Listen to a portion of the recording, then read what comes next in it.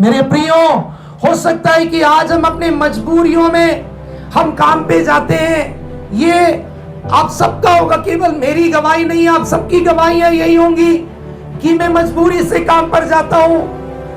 मान लो आज हमारी भारत सरकार एक विधेयक पास कर दे पार्लियामेंट में, अब से कोई काम पर नहीं जाएगा, हर एक के अकाउंट में महीने महीने 50,000 रुपीज ऑटोमेटिकली क्रेडिट हो जाएंगे।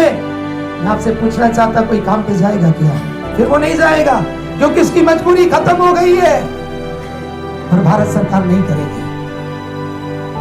मेरे प्रियो, एक होता है मजदूर, काम पे जाता है, किस लिए? वो भी सेवा कर रहा है, किस लिए?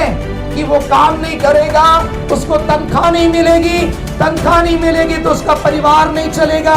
आज कई मसीहों की आराधनाएं मजदूरों की आराधना हो गई है।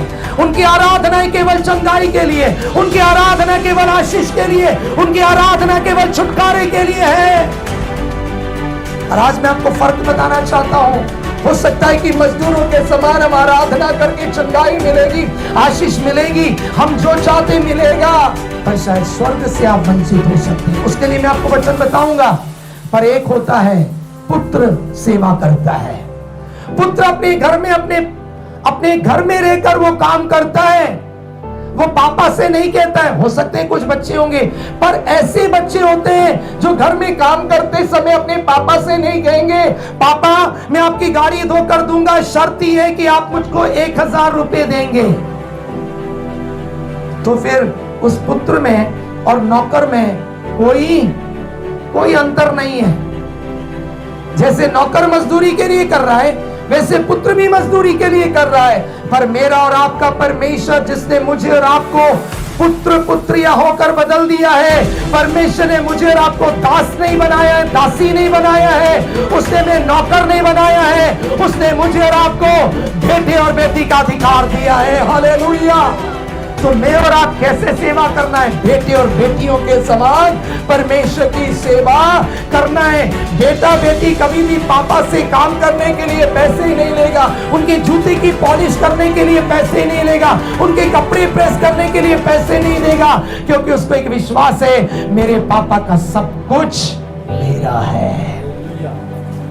मेरे प्रियो, चंगाई के लिए आप आराधना मत करो, दुनियावी आशीषों के लिए आराधना नहीं करो।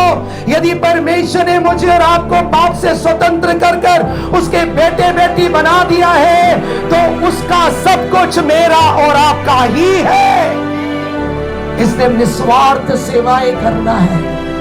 यदि मैं और आप नौकर के समान कुछ मजदूरी के लिए, भाड़े के लिए सेवा करेंगे, तो वो दिन आने वाला है जब परमेश्वर अंतर दिखाएगा और प्रभु यीशु मसीह अपने आगमन में किसको ले जाएगा उसको बताकर बातें बहुत थी, पर आज मैं उसके साथ समाप्त करना चाहता हूँ।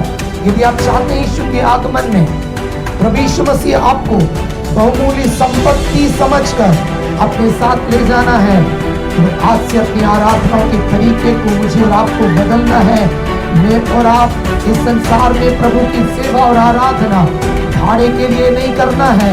मैं और आप इस विश्वास के साथ, मैं उसका बेटा हूँ, मैं उसकी बेटी हूँ, मेरे पिता का सब कुछ मेरा है, हम उसको प्यार से सेवा करने वाले हो जाना है।